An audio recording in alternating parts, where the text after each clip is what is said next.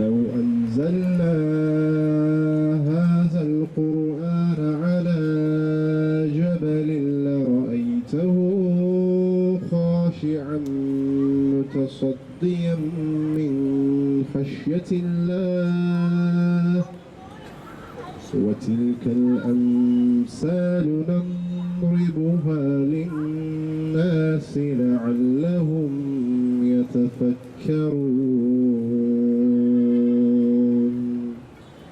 وهو العزيز الحكيم. Ve zulüm bitene kadar meydanda kalmaya devam edeceğiz. Sesimizi işiten, sesimizin ulaştığı bütün Müslümanlara sesleniyoruz. 1000'den fazla bu zulmü yapan İsrail çetesine finans desteği veren şirketin iş yerinin kapandığını çok rahatlıkla söyleyebiliriz. Sakın zalimlere meyletmeyin. Yoksa onları saracak ateş size de dokunur. Aslında sizin Allah'tan başka hiçbir dostunuz, yardımcınız ve sizi sahiplenecek hiçbir güç yoktur. Öyleyse ondan başka bir dost edinmeyin. Aksi halde onun yardımından da mahrum kalırsınız. Hud suresi 113. ayet. Direniş ve dirilişin kahramanlarına selam olsun. Zalimlere karşı dik duranlara selam olsun. Mazlumların safında yer alanlara selam olsun. Selahaddin Eyyubi'nin ve Sultan Abdülhamit Han'ın torunlarına selam olsun. Değerli halkımız, muhterem basın mensupları.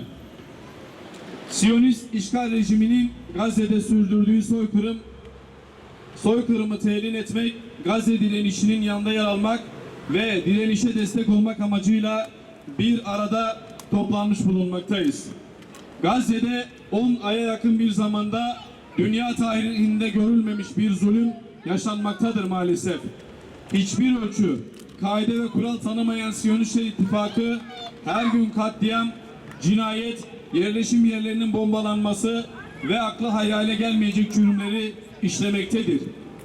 Ümmetin dağınıklığından, ırki, mezhebi, siyasi ve etnik ihtilaflarından istifade eden Siyonist ittifak güçleri mazlum Gazze halkını soykırımdan geçirme cüretini göstererek tarihte benzeri görülmemiş gaddarlıkta saldırmaktadır.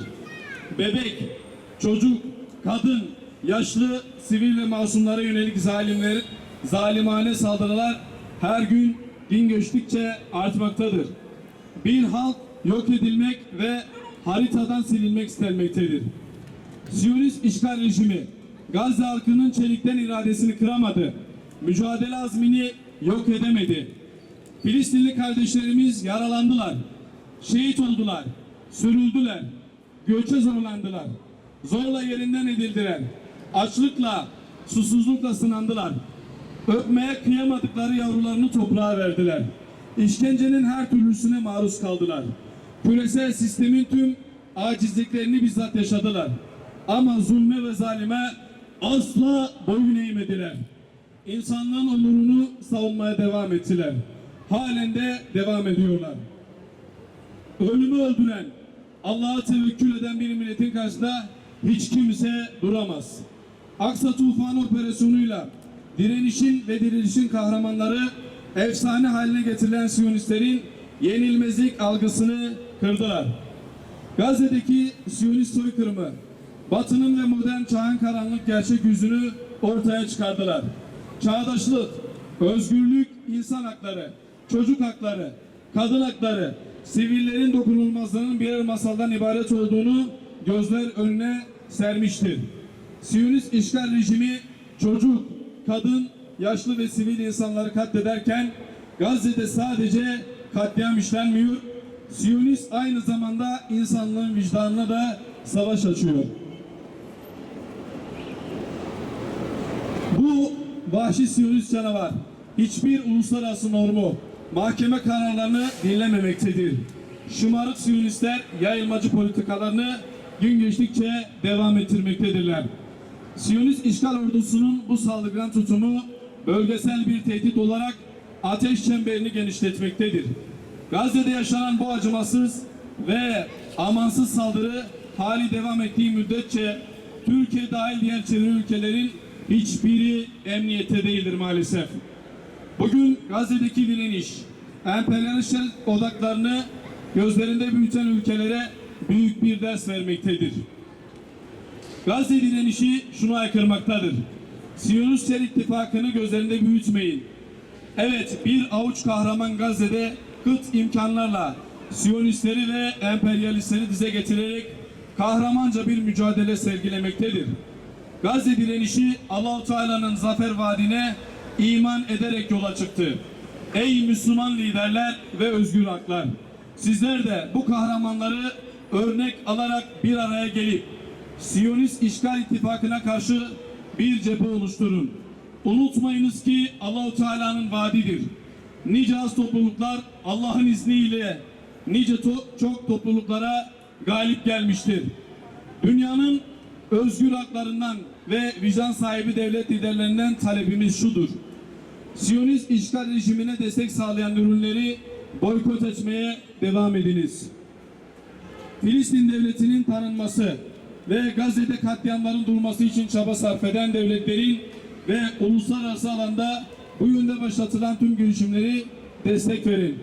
Hamas'ın Gazze'de kalıcı ateşkesin sağlanması yönündeki şartlarını destekliyoruz. Uluslararası kararlar neticesinde Gazze'de kalıcı ateşkesin sağlanması, işgalcilerin Gazze'den çekilmesi, Gazze'nin yeniden imar edilmesi, insani yardımların ulaştırılmasına yönelik söz konusu kararların pratikte yerine getirilmesi için Siyonistler ittifakına karşı baskı yapılmasını talep ediyoruz herkesten.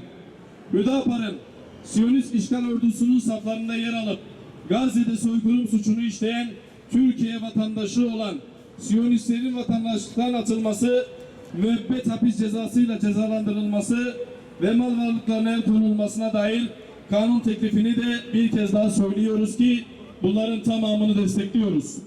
Hüdapar'ın söz konusu kanun teklifine mecliste grubu bulunan veyahut bulunmayan tüm partilerin ve milletvekillerimizin destek vermesinin vicdani ve insani bir sorumluluk olduğunu hatırlatarak destek vermelerini talep ediyoruz herkesten.